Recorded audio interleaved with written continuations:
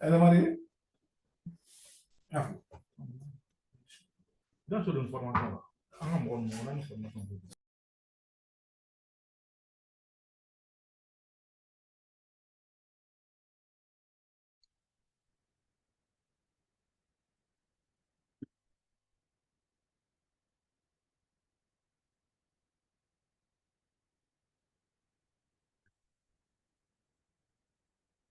Bonsoir à tous. Le cabinet Bass Consulting vous souhaite la bienvenue dans ce webinaire. Bass Consulting, c'est votre partenaire privilégié, celui-là qui vous conduit dans les méandres de vos structures respectives et à ce titre, donne des formations, fait des consultations et également organise des webinaires gratuits de façon périodique afin de tutoyer certains thèmes de vos structures respectives. Le thème dont il sera question cet après-midi est intitulé « Les avantages et risques des partenariats publics-privés en Afrique ». Mesdames et messieurs, le thème va se conduire, ou du moins la séance, va se conduire en deux phases. La toute première phase est la phase de présentation, de développement que le consultant aura la responsabilité de faire. Et juste après, ce sera une transition pour aboutir à la deuxième phase, celle-là au cours de laquelle nous allons récolter toutes vos questions, soit dans le chat, soit des questions pour lesquelles vous aurez la possibilité d'ouvrir vos micros et les poser. Le consultant se fera le plaisir d'y répondre et en 1 heure de temps, en 60 minutes, tout cela sera donc fini. Je me permets d'installer le consultant, s'il est expert en partenariat public-privé au Sénégal. Monsieur Al-Hassan Diop, c'est bien de lui qu'il s'agit. Consultant, soyez les bienvenus. Merci, monsieur Akibou. Comment vous allez? Ça va bien? Alors, je fais un coucou à tout le monde. Vous me percevez bien? Vous m'entendez bien? Oui, nous vous entendons, consultant. Voilà. Alors, je me permets de vous dire déjà bonsoir. Bonsoir à tous. Bonsoir à tous, en tout cas, et à toutes qui ont choisi de nous rejoindre à travers ce webinaire très court de quelques minutes pour adresser une question aussi importante que d'actualité, qui est la question relative au partenariat public-privé, notamment en ce qui concerne les avantages et les risques liés à ce type de projet. Alors, je vais juste peut-être corriger notre patron Bass, c'est juste dire que je ne suis pas en réalité un consultant. Je ne sais pas comment je dois l'appeler. Je suis expert chargé des partenariats publics-privés de l'autorité de régulation de la commande publique du Sénégal. Donc c'est sous, en tout cas, l'autorisation, sous, en tout cas, la bénédiction du patron de l'ARCOP, n'est-ce pas, que j'ai pu, en tout cas, prendre ces 30 minutes-là pour communiquer sur cette question aussi, aussi importante qu'actuelle. Donc, voilà, le consultant se diffère de l'expert en tant que tel parce que tout simplement, le consultant, il est libre, hein, il est très libre. Mais par contre, moi, je ne suis pas libre, donc je suis vraiment quelqu'un un fonctionnaire sénégalais qui est détaché à l'autorité de régulation de la commande publique depuis un certain temps. Alors, l'autorité de régulation de la commande publique, c'est une autorité, une structure qui gère un peu la régulation, le règlement des différends, n'est-ce pas, dans les domaines des marchés publics et des partenariats publics-privés. Donc, c'est vrai que je n'interviens pas à ce titre, mais voilà, il est bon que les gens sachent exactement mon background pour pouvoir un tout petit peu comprendre dans quelle mesure, n'est-ce pas, on va adresser la question, n'est-ce pas, que je viens d'évoquer. Voilà, monsieur Bass, ce que je voudrais d'abord dire comme salutation à tout le monde.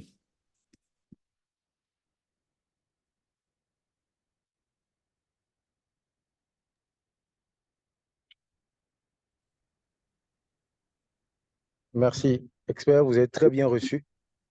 Merci, ça va. Merci pour ce préalable.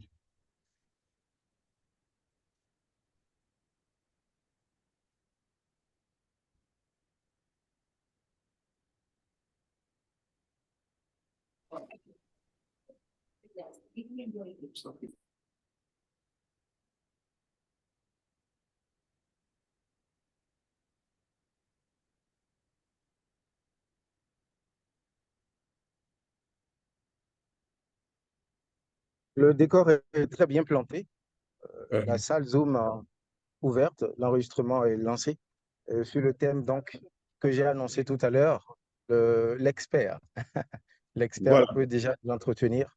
Il en aura pour plus ou moins une trentaine de minutes. Et c'est la première partie qui est ainsi lancée. Merci. Merci, monsieur, euh, euh, monsieur, en tout Le cas, project manager, M. Rinvi de Bass Consulting. oui, ah oui, d'accord, ce n'est pas Monsieur acquis. Bass Sabi. Non. Voilà, donc vous êtes le projecteur. Votre nom, c'est quoi déjà? Rinvi. Ravi, ok. Bas n'est pas là, il n'est Oui. pas connecté à Kibou. Oui, il est, mais pas tout de Il est suite, là, pas véritablement. Il est il là. est au back-office, quoi, c'est ça. Ah oui, il est connecté. Voilà, Oui. voilà. Merci beaucoup. Merci à tous. Donc, Je vous suis. c'est bon, on peut y aller déjà. Bien sûr, vous pouvez y aller. Voilà, c'est un plaisir déjà. Donc, je vais mettre un peu ma vidéo pour permettre aux gens de pouvoir, en tout cas, mettre comment dirais-je, voilà, voilà. Donc, c'est vraiment un plaisir d'être parmi vous, de contribuer en tout cas à la promotion de cet outil que constituent les partenariats publics-privés, en tout cas qui constitue aujourd'hui un mode de financement, un modèle, en tout cas un schéma contractuel qui permet aux autorités publiques de pouvoir réaliser des investissements conséquents en ayant recours au secteur privé. Donc, comme il l'a dit tout à l'heure, je vais essayer d'aller très vite dans l'exposé pour permettre à tout un chacun de pouvoir prendre note et de prendre des repères en vue de pouvoir, en tout cas, poser des questions, n'est-ce pas, pour un tout petit peu avoir les réponses qu'il faut pendant la deuxième trentaine de minutes.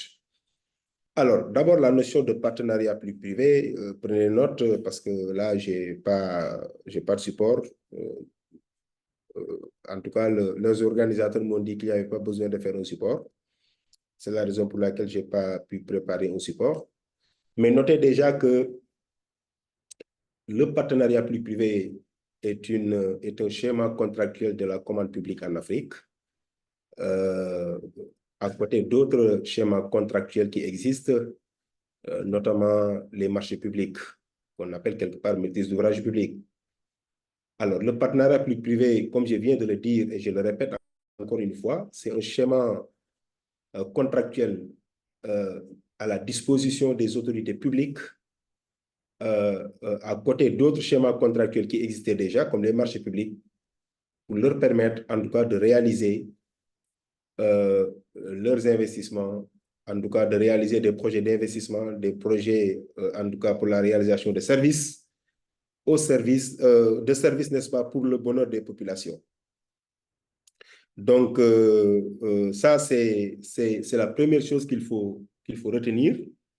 Donc, l'idée du législateur africain, je dirais législateur africain, bien des législateurs africains, ou bien des détenteurs du pouvoir réglementaire africain, c'est d'offrir une panoplie de schémas contractuels aux autorités publiques chargées de réaliser des projets, en tout cas pour leur permettre en tout cas de choisir parmi ces schémas-là les meilleurs qui peuvent, n'est-ce pas, leur permettre de réaliser les investissements. Alors, ça aussi, ça a une histoire parce que tout simplement, il faut noter que chaque pays a sa stratégie de développement économique et social. Et cette stratégie de développement économique et social est en général axée autour d'un certain nombre d'objectifs, des objectifs qui doivent être atteints à travers la réalisation de projets de grandes envergures. C'est la raison pour laquelle chaque département ministériel, chaque autorité contractante, j'allais dire, parce que les autorités contractantes sont listées.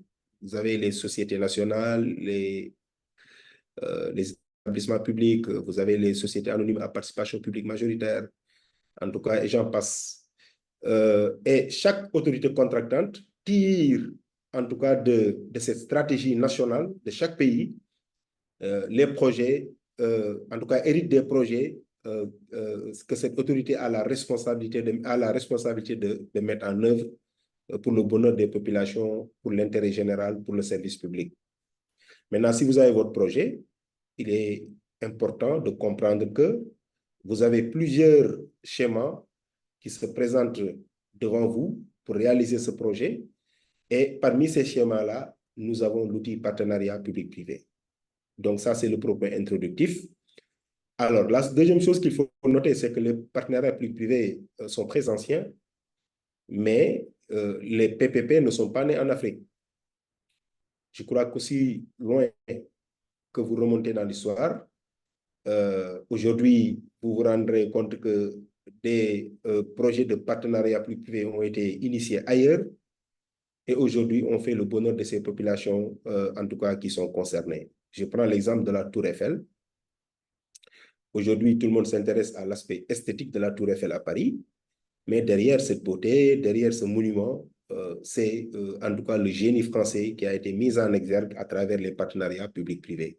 Je peux dire que c'est un partenariat public-privé, donc précisément une concession qui date en tout cas presque du 18e ou bien 19e siècle, n'est-ce pas, et qui fait aujourd'hui que les gens continuent à le visiter. Et son histoire, comme tout le monde le sait, c'est que au centenaire de la Révolution française, en tout cas le Gustave Eiffel, qu'on connaît, avait initié en tout cas ce monument-là et l'avait proposé aux autorités françaises qui avaient bien voulu l'accepter et ils avaient organisé malgré tout un appel d'offres à l'issue duquel Gustave a été en tout cas désigné comme celui qui doit en tout cas préparer la Tour Eiffel. Et tenez-vous bien, cette Tour Eiffel devrait être détruite à la fin, n'est-ce pas, de la manifestation. C'est ça, c'était ça l'objectif. Mais quand les gens se sont rendus compte qu'il y a eu beaucoup d'engouement, en tout cas beaucoup de personnes ont adhéré, n'est-ce pas, les Français ont dit que autant le maintenir, en tout cas autant le garder. N'est-ce pas, pour en tout cas, autant le garder pour en tout cas continuer à faire le bonheur des personnes, n'est-ce pas, qui viennent visiter la Tour Eiffel. Donc ça, c'est une histoire de PPP connue à travers le monde. Nous avons aussi à côté, en Grande-Bretagne, vers les années 1990-1992, où quand même les Anglais ont initié ce qu'on appelle les PFI, Private Financing Initiative, qui constituent des modèles de PPP, en tout cas, qui en tout cas étaient adossés sur un postulat, c'était que les privés gèrent mieux que, en tout cas, l'administration publique. Donc ça, c'est le postulat de base sur lequel les Anglais ont bâti le modèle de PFI, qui, n'est-ce pas, ont été illustrés à travers le modèle de DBFIO, Design, Build, Finance and Operate, qui constitue, n'est-ce pas, en tout cas, le modèle qui était le plus promu en Grande-Bretagne. Alors, quand je rappelle l'historique de ces deux pays, la Grande-Bretagne et la France, ça ne veut pas dire que les autres pays n'ont pas fait de PPP. Mais en tout cas, c'est connu et c'est reconnu que quand même leur en tout cas, parcours en matière de partenariat public-privé est très appréciable. Alors, maintenant, si on vient en Afrique, bien entendu, on a eu dans l'histoire beaucoup de projets qui ont été réalisés sous ce modèle. Je prends l'exemple de notre pays qui est le Sénégal, en tout cas qui constitue le premier pays qui a, en tout cas un des premiers pays qui a travaillé, n'est-ce pas, autour d'un certain nombre de projets qui nous vaut aujourd'hui beaucoup de satisfaction. même si, en tout cas, les sentiments sont très mitigés par rapport à l'impact de ces projets-là.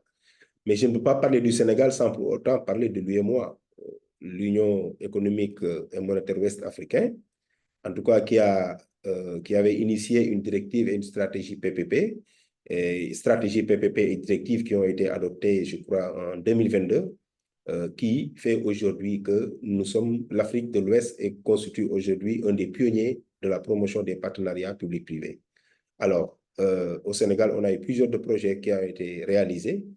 Je vais y revenir sous ce format et qui nous vaut aujourd'hui, en tout cas, une vitrine en matière de partenariat public-privé et qu'il y a beaucoup, en tout cas, de pays qui viennent s'inspirer du modèle sénégalais pour pouvoir promouvoir leur partenariat public-privé.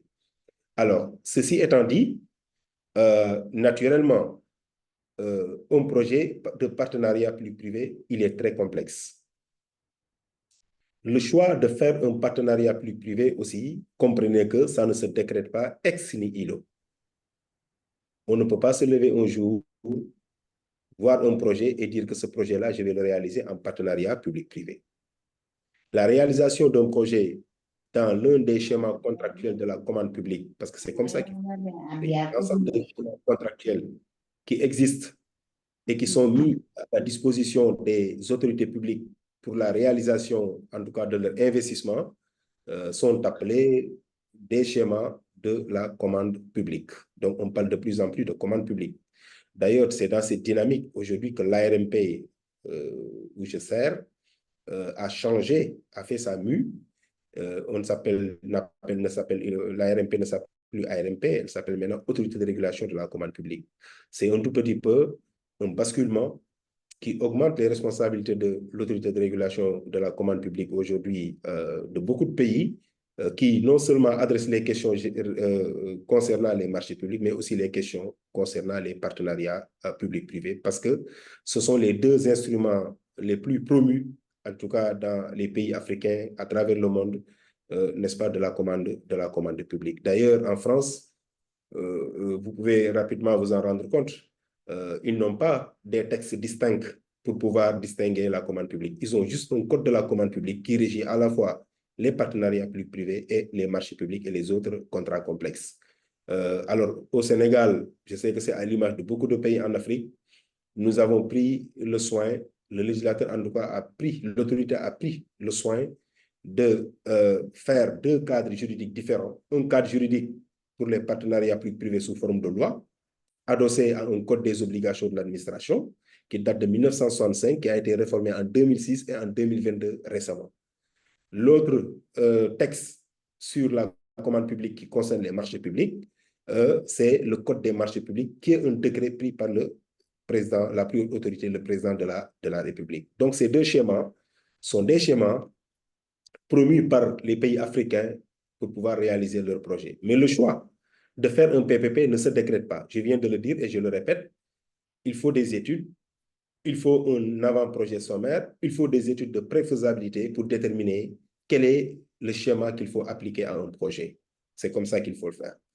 Alors, dès que maintenant on fait ces études de préfaisabilité qui permettent de faire ce qu'on appelle un diagnostic préliminaire, très prématuré, en tout cas de ce qui existe du projet, pour en déterminer le coût estimatif, en tout cas global au début. Par exemple, on dira que tel projet, c'est un projet d'autoroute. On va voir un tout petit peu ces études de faisabilité, préfaisabilité, quel sera son coût, quelle sera sa fonctionnalité, quelles seront les dimensions, quel sera le périmètre du projet. Tout ça, c'est une approche assez sommaire. Et à l'issue de cette approche-là, on pourra voir quel est le modèle de PPP le plus approprié pour réaliser cette infrastructure dont je viens de parler. Alors, maintenant, si le choix est fait de faire un partenariat public-privé, parce que ce sont les PPP qui nous intéressent aujourd'hui, c'est en ce moment-là qu'on procède à ce qu'on appelle les études de faisabilité. Alors, ces études de faisabilité sont réalisées à travers, en tout cas, plusieurs consultations. Sur le plan technique, il faut faire des études, donc des études techniques. Il faut faire des études socio-environnementales.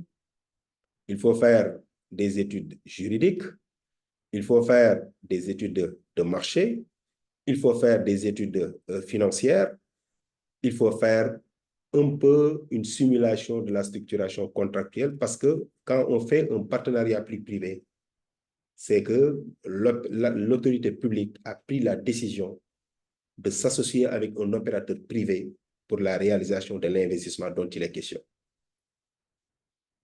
Alors, maintenant, ce choix de l'autorité publique de faire un partenariat public-privé, donc de convoquer l'opérateur privé pour qu'il vienne intervenir dans la sphère publique, suit en général deux objectifs qui sont complémentaires et indissociables. Le premier objectif, c'est déjà la mobilisation des financements que la partie publique peut-être peine à mobiliser. Le deuxième objectif, qui est un objectif qui complète le premier objectif, c'est de bénéficier du savoir-faire et de l'expertise des opérateurs privés ou bien du secteur privé. Ces deux objectifs indissociables et complémentaires fondent le choix du recours au secteur privé pour la réalisation d'un investissement, en réalité qui est un investissement public. Retenez aussi que dans un partenariat public-privé, les principales ressources qui serviront à réaliser le projet, la mobilisation de ces ressources est du ressort, en tout cas, de l'opérateur privé. C'est l'occasion de préciser que quand l'État va sur le marché financier, quand l'État va sur le marché des eurobonds, quand l'État va sur le marché, en tout cas, pour lever des financements, sachez que l'argent, n'est-ce pas, dont il est question, qui provient de cette mobilisation-là, c'est de l'argent public. Ça devient de l'argent public, ce n'est pas de l'argent privé. Je répète encore une fois. Si l'État veut investir dans un projet, va sur le marché financier, va sur le marché, en tout cas, bancaire, va sur le marché, en tout cas, des eurobonds, quelle que soit la source pour lever des fonds, même si ces fonds, au début, n'étaient pas dans le budget public de l'État, sachez que ces fonds-là sont considérés comme des fonds publics. Donc, la mobilisation des ressources, ici, dépend et de la responsabilité de l'État. Par contre, dans un partenariat privé, l'opérateur privé ou bien le secteur privé a seulement la responsabilité, je dis bien, de construire l'infrastructure, mais aussi il a la responsabilité d'aller lever des fonds. Donc, au lieu que l'État s'endette ici, c'est lui qui va s'endetter. Et son retour sur investissement sera, n'est-ce pas, calé sur, en tout cas, l'exploitation qui aura une durée bien déterminée. Parce que cette durée-là aussi, sachez que ça ne va pas être fixé ex nihilo. On ne peut pas dire qu'un contrat PPP dure 30 ans de façon arbitraire. Ça dépend d'abord du poids de l'investissement, mais aussi du temps nécessaire pour celui qui a investi de récupérer son investissement et d'avoir une marge de profit assez correcte. Donc, ce sont les éléments de base sur lesquels, en tout cas, on calcule ou bien on cale la durée des projets. C'est le temps nécessaire pour celui qui a investi de pouvoir récupérer son investissement et de quitter le projet. Historiquement, j'ai parlé de l'Angleterre. Quand ils ont développé ce qu'on appelle les DBFO, donc Design, Build, Operate and Finance and Operate, dans ces modèles de DBFO-là, les Anglais n'avaient pas, en tout cas, calibré le moment durant lequel l'infrastructure doit retourner à la sphère publique. Donc, ça veut dire qu'eux, ils se sont donné la liberté, à travers ce modèle de PPP, de laisser l'opérateur, en tout cas, exploiter peut-être ad vitam aeternam, jusqu'au moment, en tout cas, où le Royaume-Uni sentira le besoin de reprendre l'infrastructure avec préavis. Alors que nous, en Afrique, les modèles de PPP qu'on a promus, je ne vois pas un seul pays qui n'envisage pas faire utiliser les services d'un opérateur privé dans le cadre d'un partenariat public-privé et de fixer, et qui ne fixe pas une date durant laquelle l'infrastructure doit revenir, n'est-ce pas, à la sphère publique. Donc, quelle que soit la durée d'un contrat PPP, le sens pour nous, Africains, c'est que l'infrastructure puisse revenir à la communauté, à l'État, n'est-ce pas, à une période de l'histoire et que l'État prenne ses responsabilités par rapport à cette infrastructure pour voir comment l'utiliser pour le bonheur des populations. Donc, c'est comme ça qu'il faut comprendre l'outil PPP. Alors, j'étais en train de développer un peu la phase d'étude de faisabilité parce qu'en réalité, aujourd'hui, ce que nous sommes en train de challenger à travers ce webinaire, c'est les avantages et les risques des partenariats publics-privés pour les pays africains. Les avantages, vous les connaissez déjà. Les risques, on va essayer de les explorer parce que je viens de citer un certain nombre d'études. Quand la décision de faire un PPP est actée, à travers une étude de préfaisabilité qui est une étude concluante qui dit qu'effectivement, on peut faire un PPP à travers ce projet. Si cette décision elle est actée, les études de préfaisabilité, n'est-ce pas, qu'il faut faire, sont des études de faisabilité qu'il faut faire. Je viens de les citer tout à l'heure.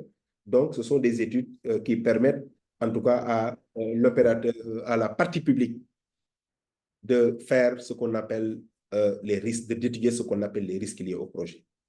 Je vais y revenir. Mais d'abord, je vais faire un focus sur les avantages des partenariats publics-privés. Je viens de dire un peu l'histoire des PPP. Qu'est-ce qui fonde aujourd'hui que l'État est en train d'insuffler une nouvelle dynamique de partenariat avec le secteur privé pour le développement des projets de partenariat public-privé? Un, les ressources budgétaires qui ne sont plus satisfaisantes. Vous savez, ce qui caractérise les ressources aujourd'hui, ce sont leurs raretés. Donc, quand les ressources sont rares, l'État est obligé de procéder à des arbitrages. Procéder à des arbitrages revient à dire que tel projet est prioritaire par rapport à tel autre projet. Je crois que vous vous rappelez de la fameuse, en tout cas, matrice d'Eisenhower, qui parlait un tout petit peu des tâches prioritaires et des tâches non prioritaires. Donc, l'État est obligé de faire un arbitrage par rapport à la distribution des ressources financières. Maintenant, si un projet doit mobiliser des milliards et qu'on sente que le projet-là, il est utile, l'État ne peut pas s'en passer, mais cherche des solutions pour utiliser, en tout cas, le secteur privé dans le cadre de ces projets. C'est un avantage. Donc, ça permet déjà d'économiser sur le budget. On me dira que dans tous les cas, c'est le contribuable qui va payer, mais je crois que payer 1000 francs aujourd'hui et payer 1400 dans un an, le choix peut être fait, le choix peut être discuté, mais dans tous les cas, c'est une question de choix d'investissement. Ça, c'est le premier avantage. L'autre avantage des partenariats publics-privés aujourd'hui, c'est en tout cas d'éliminer pour la partie publique ce qu'on appelle les coûts de financement. Parce que quand on doit financer un projet de partenariat public-privé et que ce n'est pas à la portée de l'État, en tout cas le financement n'est pas à la portée de l'État, donc l'État fait appel au secteur privé, la mobilisation des ressources revient à l'État, aux partenaires privés. Mais si l'État décide d'en faire un projet qu'il veut réaliser lui-même, la responsabilité, comme je le disais tout à l'heure, de la mobilisation des ressources lui revient.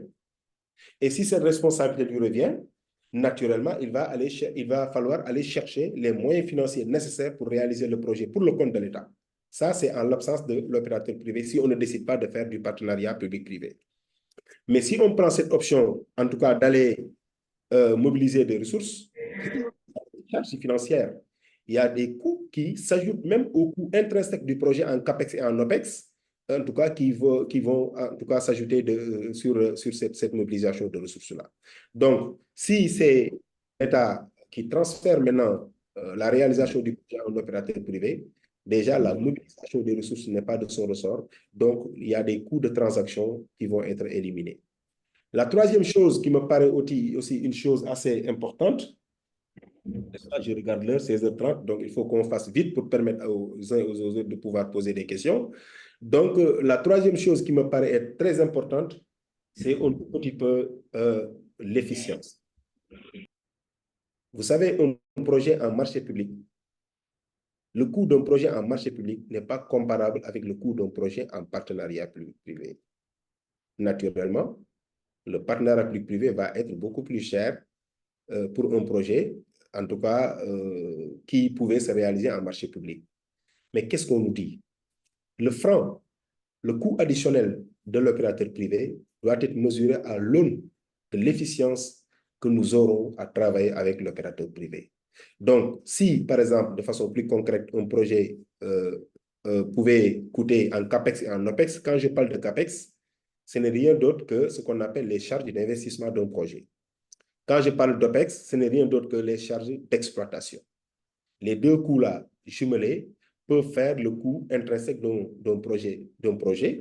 Maintenant, si on y ajoute le coût de la mobilisation, la marge de profit de l'opérateur, ça devient, n'est-ce pas, le coût définitif. Donc, si on choisit de faire un PPP à la place d'un marché public, sachez que le PPP va être beaucoup plus cher. Mais cette comparaison-là ne suffit pas. Il faut aller au-delà pour regarder quelle est l'efficience qu'on gagne si on confie le projet à l'opérateur privé. Fondamental. Donc ça aussi, c'est un autre avantage qu'il faut verser dans la corbeille des partenariats publics-privés. La troisième raison, et le quatrième avantage parmi tant d'autres, parce que je peux les citer jusqu'à demain, il y en a beaucoup, c'est aujourd'hui, en tout cas, de faire en sorte que nos populations puissent bénéficier de technologies de pointe, d'infrastructures de pointe, bien de services de pointe, n'est-ce pas, comme elles en ont le droit à l'image de ce qui se passe ailleurs. Et pour ce faire, l'expertise du secteur privé peut être, en tout cas, peut être agitée. Ça, je vais conclure sur ce point des avantages en disant que, à mon avis, ça c'est l'avis de l'expert qui parle, l'État n'a pas vocation à investir. L'investissement qui constitue le moteur du développement, c'est l'investissement privé. Pour moi, de plus en plus, on assiste à un changement de paradigme. Le changement de paradigme, c'est quoi? L'État, avant, de façon très, en tout cas dans l'histoire, l'État était ce qu'on appelle un État-providence, un État qui s'occupait de tout et qui faisait tout. Mais de plus en plus, cette dynamique d'opérateur direct est en train de laisser sa place à une dynamique de régulation, de contrôle et de surveillance. Et l'État se met donc au back-office pour laisser le privé au front-office pour la réalisation de ces infrastructures. Donc ça, c'est la mode, c'est ce qui est à la mode. Par rapport aux risques maintenant, pour aller très vite et vous laisser la parole, c'est que ces risques-là des projets, on en parle beaucoup. On en parle beaucoup. Le premier risque, moi, que je vais ressortir, mais notez que ces différents risques dont on parle dans les projets de partenariat public-privé, on les découvre pendant l'étude de faisabilité. À chaque fois qu'on fait une étude de faisabilité et qu'on trouve une étude juridique, on doit faire une étude juridique, on doit faire ressortir les risques juridiques liés au projet. Si on fait les études techniques, on doit ressortir en même temps les risques techniques, n'est-ce pas, qui sont liés au projet. Étude de marché, on doit sortir les risques commerciaux. Études financières, on doit sortir les risques financiers, ainsi de suite, ainsi de suite. Maintenant, quand on finira l'ensemble des études, on aura une panoplie de risques dans chaque domaine et on les catégorise pour faire ce qu'on appelle une matrice des risques qu'on va partager avec l'opérateur privé pour voir qui va les prendre en charge. Parce qu'in fine, c'est comme ça qu'il faut le regarder. Alors, les risques en amont, comme quelqu'un l'a dit, comme M. Bassabi l'a dit tout à l'heure, sachez que un projet à zéro risque n'existe pas. Il n'y a pas de projet où il n'y a pas de risque. Mais le plus important, c'est de mesurer la probabilité d'occurrence de ces risques-là, mais aussi c'est de mesurer ou bien de chercher ce qu'on appelle une stratégie de mitigation de ces risques-là. Donc, ces risques, on les identifie à travers une matrice des risques, mais on choisit, on regarde un peu leur probabilité d'occurrence. Est-ce que ce sont des risques faibles, des risques moyens ou bien des risques très graves, donc pour pouvoir les prendre en charge. Alors, les prendre en charge, c'est à travers, en tout cas, un coût financier qui va s'ajouter au coût global du projet. Et il va falloir, n'est-ce pas, se positionner pour pouvoir, en tout cas, distribuer ces risques-là, soit à la partie publique, soit à la partie privée, en tout cas, la partie qui est à même mieux de le prendre en charge. Mais globalement, pour les pays africains, ce qu'il faut surveiller dans les projets de partenariat public-privé, c'est l'asymétrie de compétences. Vous savez, les partenariats publics-privés constituent un outil formidable. Mais à condition que cet outil-là soit manipulé avec des mains suffisamment expertes. Il nous faut une expertise très pointue dans ces domaines. Une expertise en finance, une expertise en économie, une expertise en droit. Parce que le partenariat public-privé convoque toutes ces disciplines d'ingénierie, génie civil, d'architecture. Toutes ces compétences-là sont convoquées pour faire un projet de partenariat public-privé. Donc, l'effort que nous devons faire en tant que pays africain, c'est de continuer à travailler, à renforcer les capacités, en tout cas des personnes préposées à la gestion de ces contrats, à la gestion de ces projets. c'est en tout cas l'administration publique qui en a la responsabilité. Je suis un ministère, je développe un projet PPP, j'ai la responsabilité de mener de bout en bout ce projet PPP. Mais cette responsabilité-là doit s'accompagner avec une expertise avérée, une expertise pointue pour pouvoir interpréter ce que l'autre nous dit. Les gens me poseront la question pour savoir, toutes ces études-là qu'on fait et qui peuvent prendre presque 1 an et quelques, à quoi ça sert? Ces études que nous faisons dans les projets, c'est pour nous préparer à affronter l'opérateur privé qui va venir nous proposer des schémas. Parce que quand nous développons notre projet, la responsabilité d'identifier le projet, c'est nous. La responsabilité de le calibrer, de l'étudier, c'est nous. La responsabilité de lancer le dossier d'appel d'offres, c'est nous. Maintenant, pour que je puisse maîtriser mon besoin, pour que je puisse connaître exactement ce que je dois, en tout cas, réaliser à travers l'intervention de l'opérateur privé, il me faut ces études. Mais quand j'ai fini, je lance le dossier d'appel d'offres et les opérateurs privés vont s'organiser. Ils vont essayer d'aller voir comment ils font former des groupements à travers, en tout cas, les différentes compétences requises pour la réalisation du projet. Sur le plan financier, ils vont aller chercher des banques qui vont se regrouper en syndication bancaire, pour pouvoir, en tout cas, participer au financement du projet. Mais cet opérateur-là, il va venir nous proposer une offre financière, une offre technique, et cette offre financière et cette offre technique doivent être challengées par rapport, nous, aux études qu'on a déjà faites et sur lesquelles on a une idée assez claire, en tout cas, pour pouvoir, en tout cas, décider de quel type de projet nous allons réaliser à travers, n'est-ce pas, ces partenariats publics-privés-là. Donc, c'est comme ça qu'il faut comprendre la notion de risque. D'abord, symétrie de compétences. Il faut tout faire pour outiller, en tout cas, nos gestionnaires de projets, pour leur permettre, en tout cas, d'avoir tous les outils nécessaires pour pouvoir, en tout cas, gérer ce genre de projet.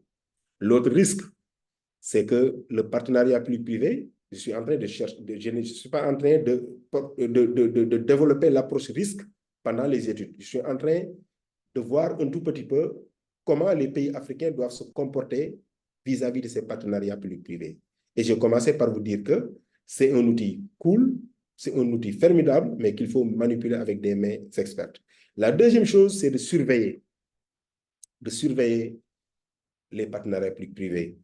Vous savez, ce n'est pas la panacée, ce n'est pas la solution miracle. Il ne faut pas en faire à tout va. Il ne faut pas promouvoir les PPP à tout va. C'est vrai, c'est des outils qui sont mis à la disposition de l'autorité publique pour lui permettre de réaliser ses investissements, à côté d'autres outils, mais tous les projets doivent être mis dans le tamis pour pouvoir choisir les modes contractuels qu'il faut utiliser pour pouvoir les réaliser. Donc, il ne faut pas se lever et décréter des projets de partenariat public-privé. Le mode de financement par principe des investissements publics, tout le monde le connaît, c'est la maîtrise d'ouvrage public, ce sont les marchés publics.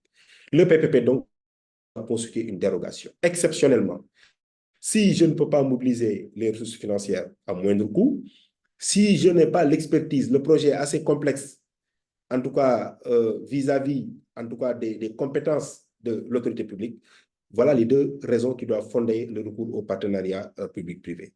Oui, pour les PPP, mais il faut en tout cas les gérer avec il faut les manipuler avec en tout cas beaucoup de prudence, parce que tout simplement, ce sont des montages très complexes. Je prends l'exemple aujourd'hui de l'autoroute à péage, qui nous vaut aujourd'hui, en tout cas, le fait que beaucoup de pays veulent venir s'inspirer du modèle sénégalais. C'est ce qu'il avait conçu au niveau de l'APIX, c'est ce qu'il avait réfléchi dans son lancement au niveau des structures publiques. Certainement, aujourd'hui, ils ne sont plus là-bas. Et le contrat, il est toujours là. Donc, ça veut dire que ce sont des projets qui transcendent des générations. Ce sont des projets qui transcendent des mandats politiques. Et donc, il faut en tout cas faire en sorte que quand on les monte, quand on les réajuste, qu'on puisse les mettre en tout cas sur une trajectoire qui en tout cas transcende les personnes qui les gèrent, qui transcende en tout cas les autorités publiques qui sont là au moment où on les monte.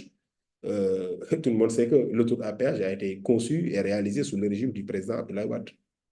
Aujourd'hui, l'autoroute à péage, elle est toujours là. Elle est toujours là plutôt. Donc, on est en train de l'exploiter et nous avons deux régimes qui se sont succédés. Donc, ça veut dire que ce sont des projets qui prennent du temps, qui prennent une longueur, mais il faut les, en tout cas, gérer de la manière la plus adéquate. Donc, Monsieur Bassabi, Monsieur le Project Manager, je ne voudrais pas trop prendre le temps parce que j'ai une contrainte à partir de 17h, 17h20. Je dois démarrer une autre session avec l'Université Ibadan Thiam de Thiès, le Master 2, le jour de la commande, la faveur de la collaboration qui existe entre l'Arcop Sénégal, notre culture et l'Université de Thiès. Voilà, donc je reste ouvert. On peut prendre une vingtaine, trentaine de minutes pour pouvoir poser les questions. Bonjour. Oui, bonjour. Bonjour, Monsieur Diop. Oui, En fait, c'est Saloum Dien de l'Ampège. oui, salut. Ça va, vous allez bien? Oui, je vais très bien. Voilà, en fait, déjà, je vous remercie pour ce bel exposé. Je pense que quand même l'introduction a été bien comprise. Maintenant, moi, j'avais une petite question. C'est-à-dire, quand vous avez un partenaire qui vient pour financer un projet, c'est lui qui vient, qui identifie en fait un domaine d'activité et qui décide quand même d'investir dans ce domaine d'activité. Je donne un exemple. Vous avez un partenaire, soit français ou bien américain, qui vient et qui cible un domaine d'activité et qui dit que je vais construire, par exemple, des centres de formation. Alors, il vient avec son argent, tout en sachant que c'est lui qui finance intégralement le projet. Alors, qu'est-ce qu'il faut faire à l'entame? Est-ce que d'abord, il faut cibler le mécanisme qu'il faut utiliser, s'il faut passer par les marchés publics, ou bien s'il faut passer par les partenariats publics-privés? Merci beaucoup. Alors, Monsieur Saloum, avant peut-être de répondre à votre question, j'aimerais bien remettre un peu la parole au régulateur, au modérateur, qu'il puisse organiser le débat. Mais j'ai pris votre question en repérage et ce sera la première question à laquelle je vais répondre. Monsieur le modérateur, vous avez la parole. Question enregistrée, question de M. Salomon enregistrée. Expert, merci pour cet exposé. C'est une petite pause qui est en même temps la transition qui va nous conduire à la deuxième partie. Et nous allons profiter de cette pause pour faire deux petites choses pendant que le cabinet vous apporte quelques informations. Ceux-là qui ont suivi ou qui nous ont rejoints en dernier moment ont la possibilité de formuler par écrit, donc dans le chat, leurs questions. Pour l'instant, nous allons faire un petit rappel, celui-là, qui est que toutes les formations du cabinet sont en œuvre. C'était intéressant de voir que les participants étaient connectés déjà 30-40 minutes avant. Peut-être bien qu'ils voulaient occuper la toute première place. Monsieur le modérateur, votre intervention, elle est hachée. Hein. Je ne sais pas si c'est la qualité du réseau ou bien vous êtes voilà, dans une position qui ne vous permet pas d'être assez clair. Hein. Votre intervention, elle est un peu hachée, s'il vous plaît. OK, merci, expert. Le manager de Bax Consulting est dans la salle. Il va placer un petit mot avant de réouvrir la phase des questions. Merci.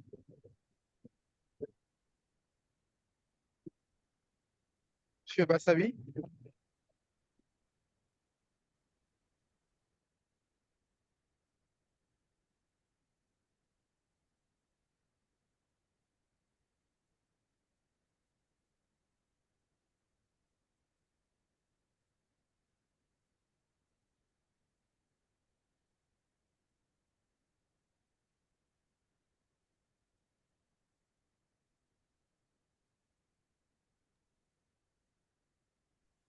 Alors, est-ce que vous êtes là? Monsieur Bassavi? Ah oui. On va donc poursuivre avec la phase des questions en attendant que Monsieur Bassavi, le manager, nous rejoigne. J'enregistre déjà quelques questions dans le chat. La question de Monsieur Abdou Djibo. Oui, j'ai bien lu. On parle des sociétés de projet. Exactement. Oui. On continue toujours à récolter les questions. Oui. Donc, pour tous les... Il ne faudrait pas évacuer les questions qui sont déjà posées pour ne pas perdre du temps. et peut-être prendre au fur et à mesure que les personnes... Bon, maintenant, quand il arrivera le temps de s'arrêter, quand même, on va s'arrêter, hein, parce qu'on a tous des contraintes. Voilà, mais je pense que, monsieur le modérateur, la meilleure façon aujourd'hui, c'est de répondre aux questions qui sont déjà posées et Oui, peut-être dans les autres. Ça vous va comme ça? oui, je suis d'avis. La première question, Excellent. celle de Donc Salou. maintenant, pour le chat aussi, je vous suggérerai aussi de surveiller les questions qui sont posées et d'attirer mon attention parce que moi, je n'ai que le fil d'actualité, donc il y a des chats qui peuvent m'échapper. Mais déjà, j'ai deux questions de M. Saloum qui parle d'une société privée qui vient rencontrer l'État pour lui proposer un projet. Cette question-là, je vais y répondre. La deuxième question sur les sociétés de projet aussi, je vais y répondre. Alors, pour la première question de M. Saloum, hein, donc moi, je pense que la loi prévoit, que ce soit dans le Code des marchés publics, que ce soit la loi de 2021 et son décret 1443 sur les partenariats publics-privés, la législation ou bien la réglementation autorise un opérateur privé à venir proposer à l'État un projet à réaliser dans son domaine. Je prends un exemple très simple. Vous avez parlé d'un exemple des centres de formation. Il est possible qu'un opérateur privé vienne proposer à l'État, au ministère, par exemple, chargé de la formation professionnelle, des centres de formation, n'est-ce pas, pour l'État, en tout cas, qui seront des infrastructures publiques à terme. Alors, mais ce qu'il faut noter, c'est que l'opérateur privé qui prend l'initiative de le faire doit déjà nous dire qu'est-ce qu'il veut. Oui, c'est bon de nous apporter le financement, c'est bon de nous apporter, comment dirais-je, l'expertise pour faire les centres de formation. Mais il faut au moins que sa proposition soit adossée à un cadre juridique. Il faudrait qu'il nous dise, lui, il veut faire une offre par rapport au Code des marchés publics, ce qui serait un marché public, ou bien il veut faire une offre par rapport à la loi sur les partenariats publics-privés, ou bien pour les contrats FIDIC, ce qu'on appelle le livre rouge. Donc, lui, en faisant sa proposition, il doit cibler une réglementation. Alors, s'il s'agit des partenariats publics-privés, ce qu'il veut faire, ça s'appelle une offre d'initiative privée. Nous avons deux formes d'initiative privée. La première forme, c'est ce qu'on appelle les offres d'initiative privée de préparation, qui concernent seulement la préparation et les études d'un projet. Nous avons ce qu'on appelle les offres d'initiative privée de réalisation, qui sont des offres d'initiative privée qui, en tout cas, qui parcourent pratiquement le projet dans tout son cycle de vie. Alors, ça, c'est les PPP. Pour les marchés publics, si vous convoquez l'article 81 et suivant, 82-83, sur les marchés publics, vous avez aussi la possibilité pour un opérateur de venir proposer un projet à réaliser à l'État sous forme de marché public. Donc, voilà au moins deux schémas qui sont aménagés pour permettre aux opérateurs privés, de façon spontanée, de venir proposer un projet à l'administration centrale. C'est soit pour les PPP, c'est soit pour les marchés publics. Quand il s'agit des PPP, ce sont des offres d'initiative privée. Quand il s'agit des PPP, des marchés publics, ce sont des offres, on les appelle des offres spontanées. Donc, l'opérateur, c'est possible, hein? La réponse, M. Salou, c'est qu'il est bien possible qu'un opérateur prenne l'initiative de venir lui proposer un projet. Mais si ce projet-là, il vise un projet à réaliser sous le coup de la loi PPP, vous allez convoquer la réglementation sur les projets PPP pour traiter ce qu'on appelle cette offre d'initiative privée. Parce que si vous recevez une offre d'initiative privée, comme le prévoit la réglementation sur les PPP, vous avez la possibilité de le traiter en appel d'offres ouvert.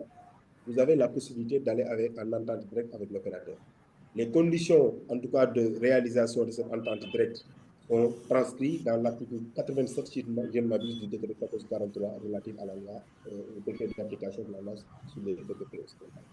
Maintenant, s'il vise le marché public, il dit qu'il veut le faire sous forme de marché public, naturellement, vous prenez les dispositions des articles 81, 82, 83 et suivants sur les offres spontanées des marchés publics pour pouvoir traiter la question.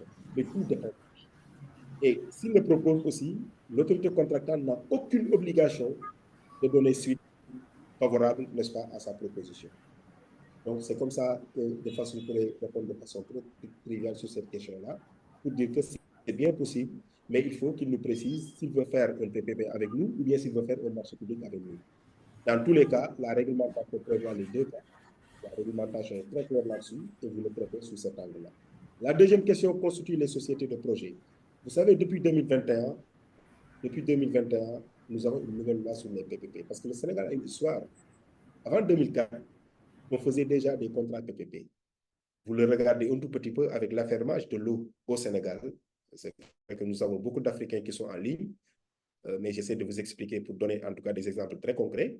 En 1995-96, l'État du Sénégal a décidé d'externaliser l'activité liée à la distribution et à la gestion de l'eau en zone urbaine et périurbaine.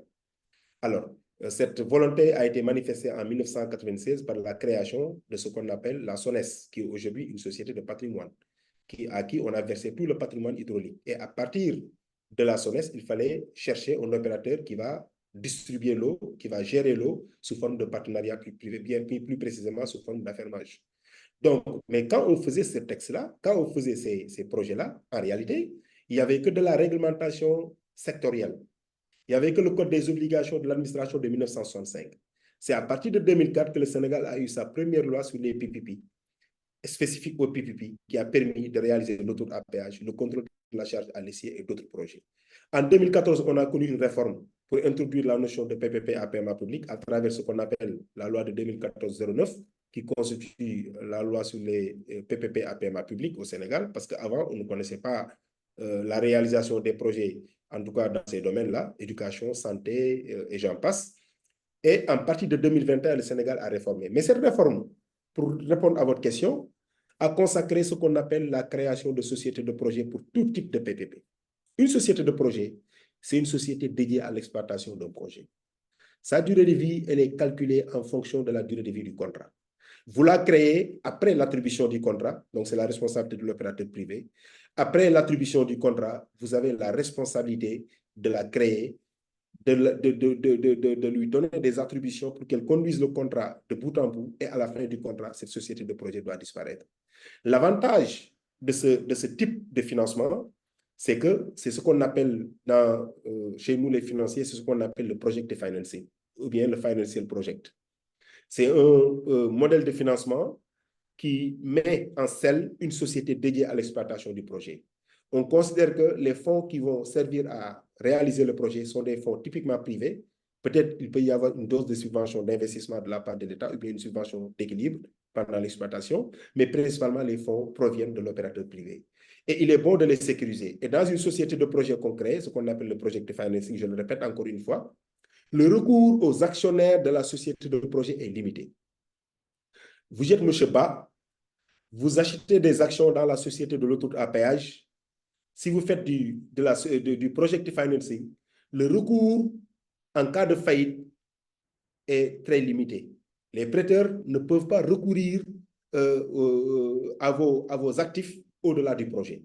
Ça veut dire que je suis M. Ba, j'achète des actions au Sénégal dans l'autoroute à péage, dans l'actionnariat, je suis présent. Je pars en Angleterre, j'achète d'autres actions dans une société de projet, je ne sais pas comment ça va s'appeler. Si les difficultés du projet au Sénégal sont réelles, ça ne doit pas impacter sur moi ce que j'ai ailleurs. Donc, ça veut dire que les avoirs, ou bien les dividendes, ou bien les résultats que j'ai dans la société de projet dans laquelle j'ai ainsi investi au Sénégal, ne doivent pas être consolidés dans mon bilan.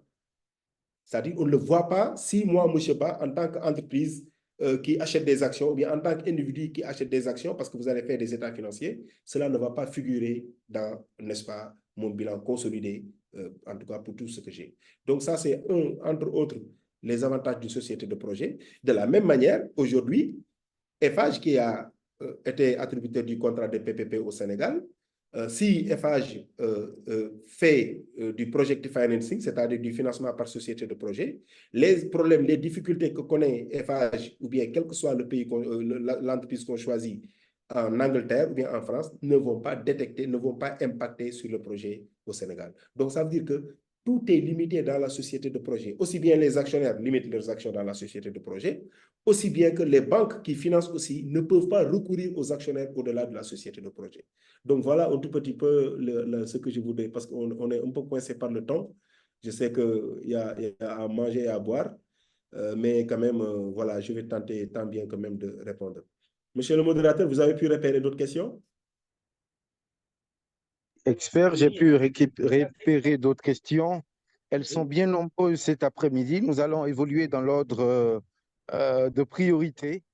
La toute première question, celle de M. Abdou Djibo. En remerciant de l'exposé, il voudrait savoir, il dit, je voudrais que vous nous éclairez un peu par rapport à la société de projet dans le cadre d'un PPP, son intérêt, mais aussi son importance pour la partie publique. Bon, c'est cette question à laquelle je viens de répondre, monsieur le modérateur. Oui, c'est passé déjà, ouais. Monsieur Zenou Arsène, à quelle étape élaborer la matrice des risques liés au PPP? J'y réponds vite. Oui, allez-y. La matrice des risques est élaborée au moment de l'évaluation préalable, au moment des études préalables. Donc, je viens de vous dire que le cycle de vie d'un projet PPP commence par l'identification. L'identification est faite à travers ce qu'on appelle des études de préfaisabilité. Quand on finit les études de préfaisabilité, on choisit le modèle de réalisation du projet, PPP, marché public, et puis, je ne sais pas. Donc, c'est là il faut choisir. Maintenant, si le PPP est choisi à partir des études de préfaisabilité, n'est-ce pas, on fait ce qu'on appelle des études de faisabilité. Et à travers ces études de faisabilité, on travaille en tout cas, on travaille un peu à élaborer sur la matrice des risques. Et je vous l'ai expliqué tout à l'heure, quand on fait l'étude juridique au moment des études de faisabilité, on fait les risques juridiques. Études financières, on fait les risques financiers. Études de marché, on fait les risques commerciaux, ainsi de suite, ainsi de suite, ainsi de suite. Maintenant, quand on finit l'ensemble des études préparatoires, donc les études de faisabilité, on a fini ce qu'on appelle, on obtient un dossier qui s'appelle l'avant-projet détaillé. Et cette étude-là est couronnée par une matrice des risques issue des différentes études que nous avons faites. Maintenant, le travail de la matrice des risques sera un tout petit peu de dire qui va prendre en charge tel risque financier, qui va le prendre en charge, risque de construction qui va le prendre en charge entre la partie publique et la partie privée. Donc, la matrice des risques est bien élaborée pendant les études préalables, qu'on appelle aussi l'évaluation préalable. Next. Next, monsieur le modérateur.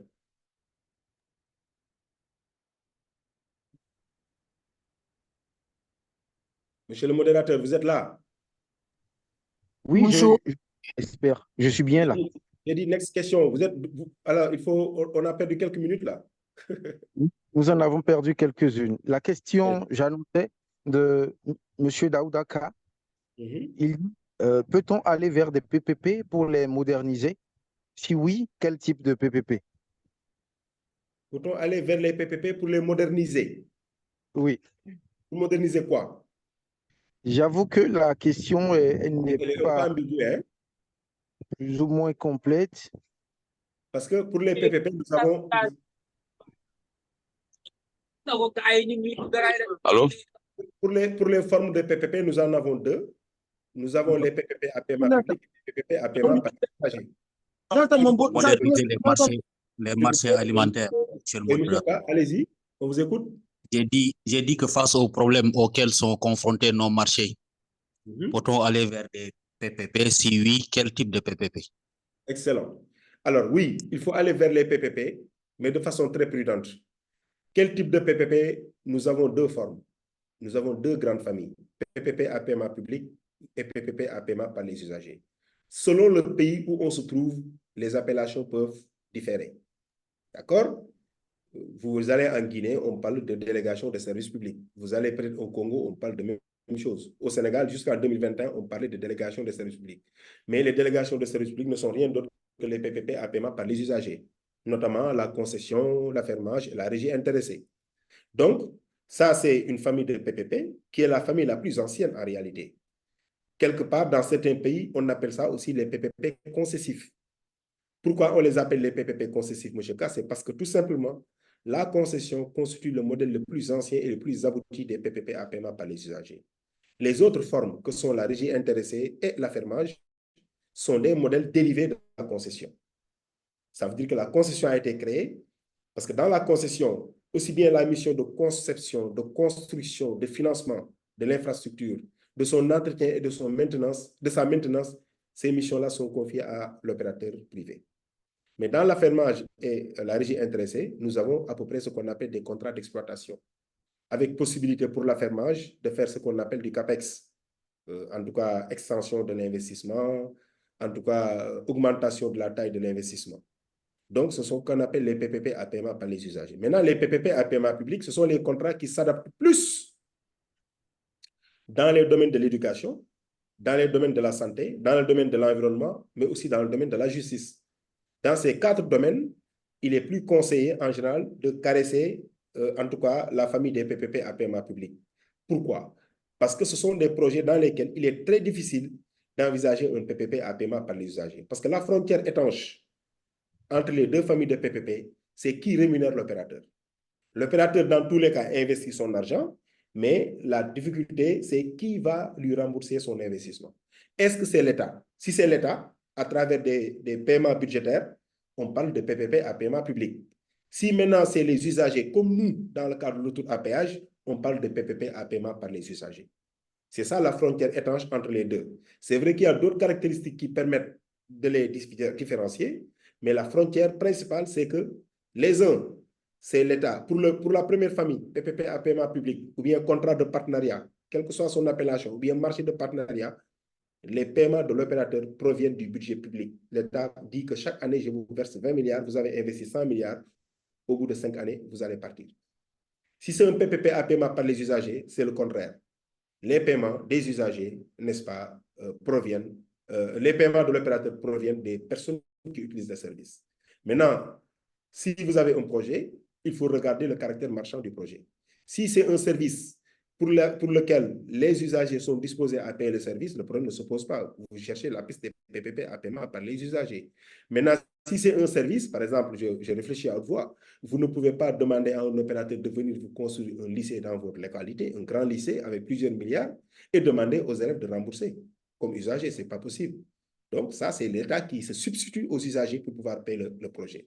Donc, le modèle de PPP qu'il faut promouvoir par rapport à la multiplication des marchés, c'est de voir qui doit payer le service et qui a la possibilité de payer le service. Dans tous les cas, l'opérateur, il faut lui rembourser son argent, mais qui doit lui rembourser son argent? Est-ce que c'est les usagers du service?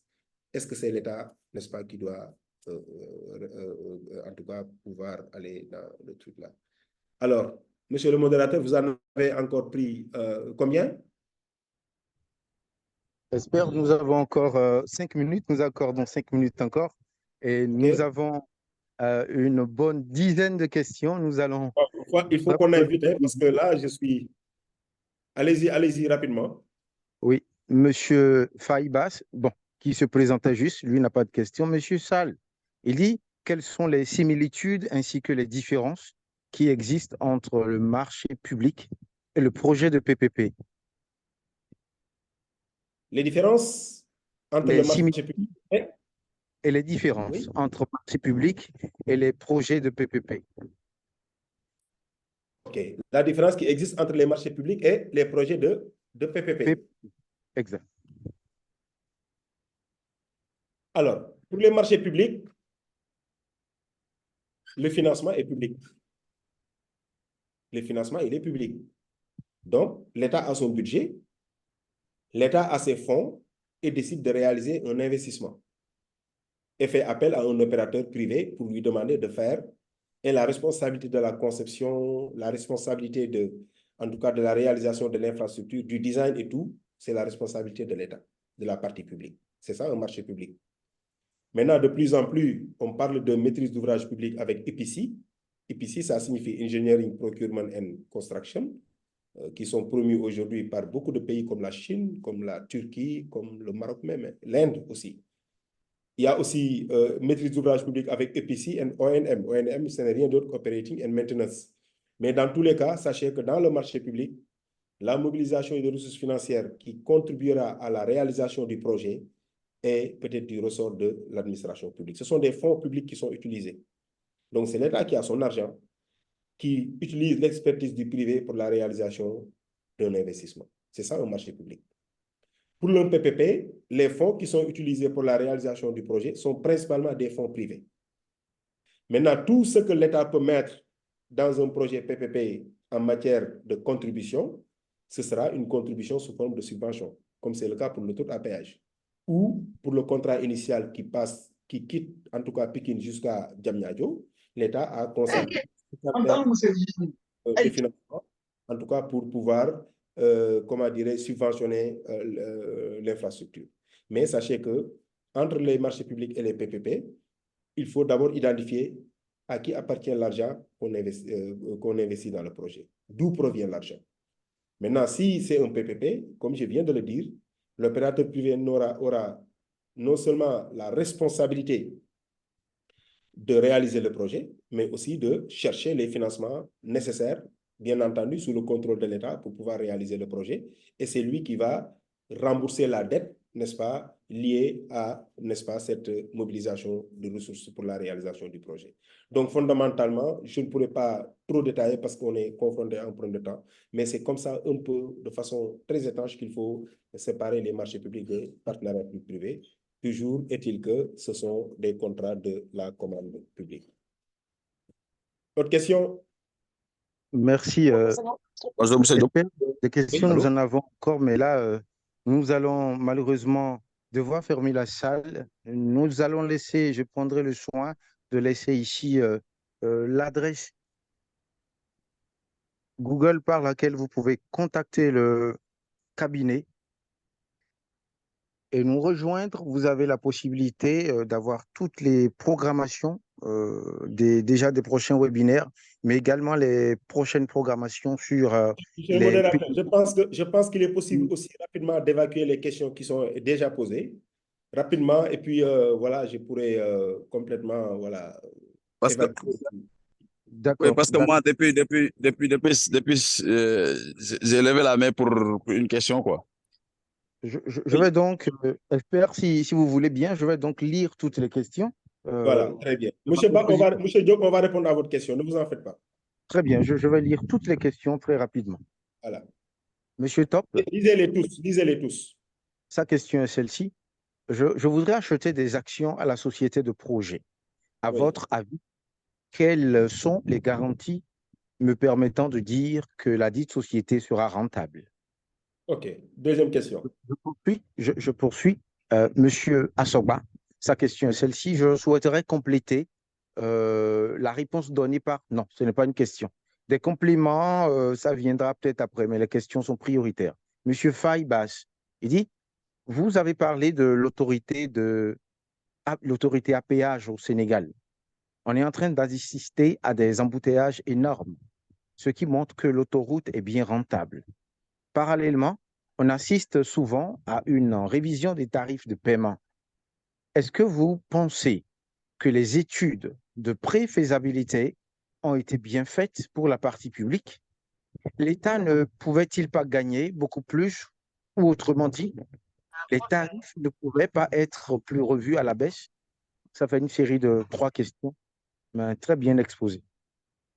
Vous pouvez continuer pour toutes les questions. Je suis en train de prendre note pour répondre, pour ramasser tout. Ok. Avec Assis, je voudrais savoir si les études préalables effectuées par le public sont mises à disposition du privé pour intégration des PPP dans la gestion des financements pour la réalisation des projets. Ouais. Ici, OK, Monsieur Daouda, c'est bon pour le complément, les marchés alimentaires. Tu as la salle, les enregistrements, on peut les envoyer après. Oui, bien sûr, vous pouvez les avoir, vous allez vous connecter sur notre... Je reviens pour la réponse à Monsieur Sall tout à l'heure. Ici, session très instructive, merci beaucoup. À noter qu'il existe un MOOC très intéressant sur les PPP sur le site du groupe. Merci encore. D'accord, il donne une référence. Merci, Monsieur Eric. Alors, pour clôturer la vague des questions, 2 personnes avaient levé le doigt. Nous allons les enregistrer, monsieur. Il y a 2 personnes. Ouvrez vos micros, vous avez la main, ouvrez les micros et posez-les.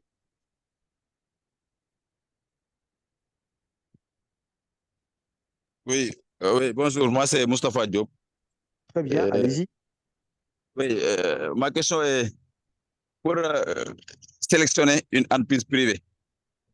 Donc, je voudrais te demander quelles sont les procédures pour faire la sélection dans un projet de PPP? Parce que pour les marchés publics, nous connaissons bien les modes de sélection. Mais Ok. maintenant, est-ce que ce sont les mêmes modes de sélection pour contractualiser avec une entreprise privée dans le cadre d'un projet PVP? C'est bien Merci. noté. OK, c'est noté. Monsieur Assogba, qui avait aussi la main levée.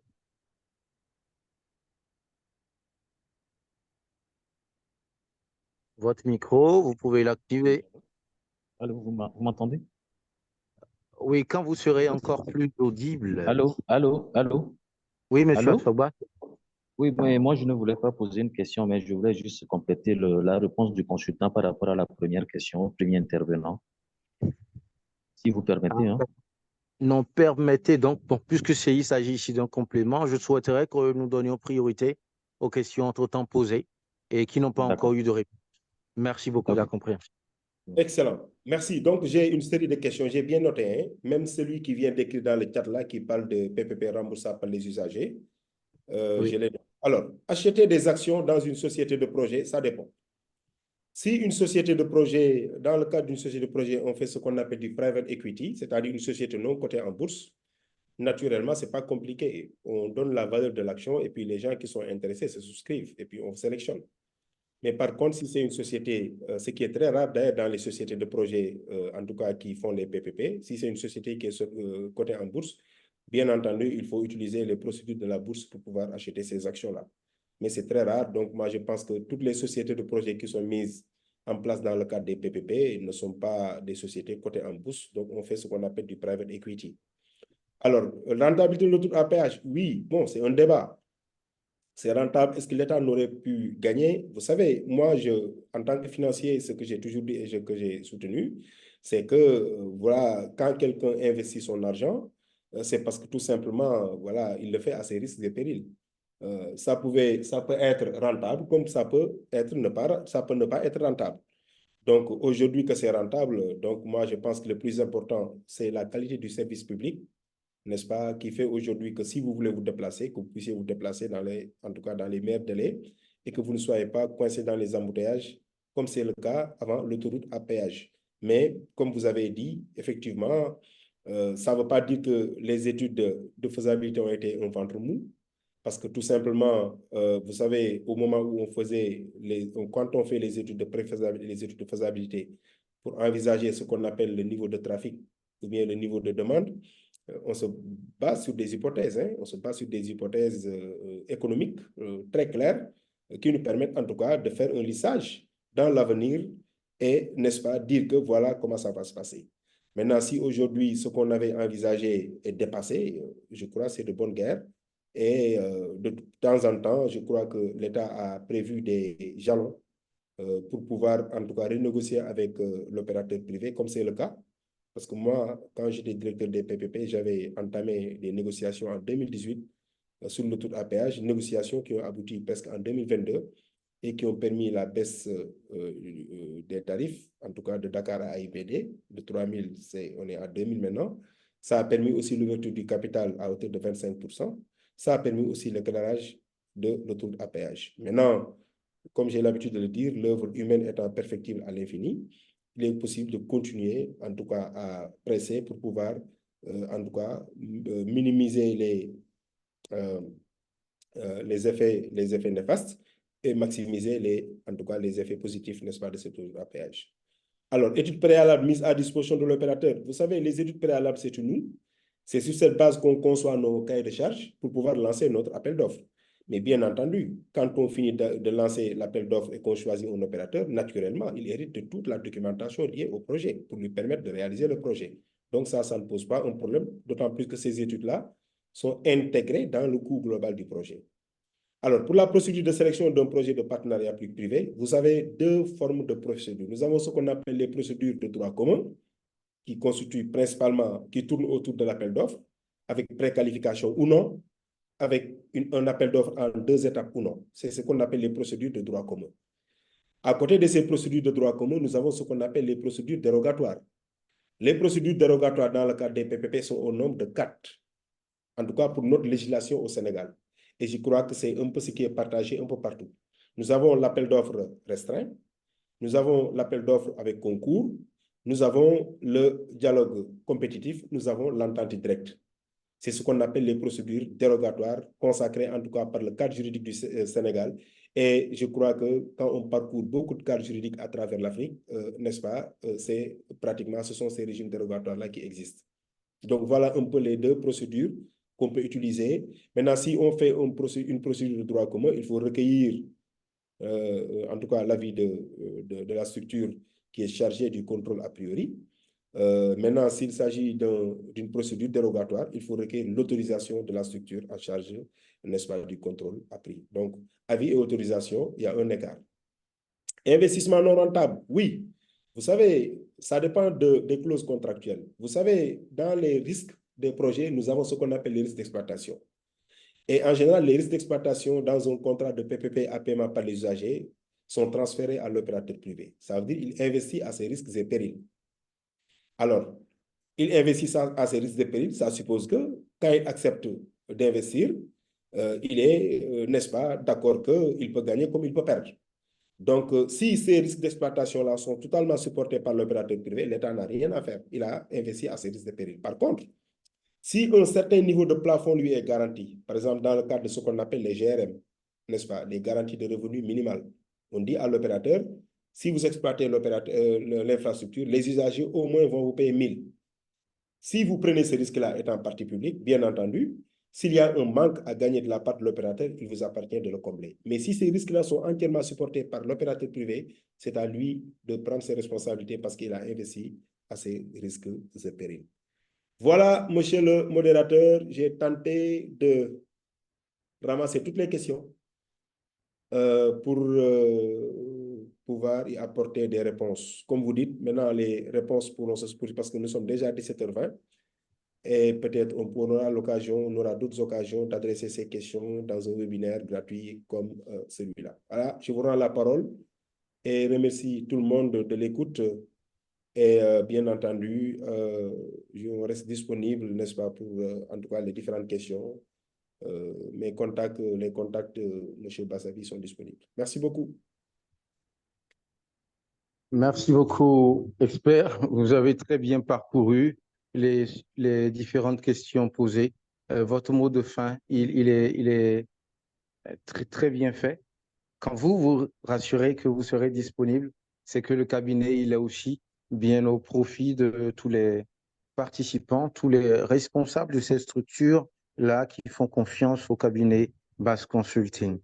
J'ai laissé à l'instant dans le chat le site du cabinet. Ils peuvent, le lien qui conduit tout droit au site du cabinet. À travers ce lien, vous avez la possibilité de nous contacter sur nos différentes pages, LinkedIn, WhatsApp, les adresses téléphoniques différentes. Également, avant de vous donner rendez-vous pour le prochain webinaire, celui du mois de septembre, qui va éplucher un thème sur les prestations intellectuelles, vous pouvez déjà nous retrouver sur les prochaines formations qui sont des séminaires internationaux. Nous en avons 2 en cours, un pour Kigali au Rwanda et pour le mois de septembre, bien entendu, c'est dans quelques semaines, et celui qui va suivre, toujours dans le même mois, et un autre thème qui va porter sur les techniques internationales d'audit et de contrôle des marchés publics. Ces 2 thèmes-là, les inscriptions sont encore ouvertes. Vous avez la possibilité lorsque vous checkez le lien, vous avez la possibilité de nous contacter et de vous positionner sur ces différents séminaires. Rendez-vous, nous espérons très bien, à Kigali au Rwanda du 2 au 6 septembre et à Dubaï du 9 au 8 septembre. Merci de toujours nous faire confiance. Pour le participant qui souhaiterait savoir à l'instant si cette vidéo, si l'audio sera mise à leur disposition, la réponse est oui. Lorsque vous nous suivez, vous allez constater que de temps à autre, nous mettons sur notre compte YouTube toutes ces vidéos-là qui sont objets de webinaires étudiés, dont les thèmes sont triturés ici avec vous. Merci beaucoup. À très bientôt et bonsoir chez vous.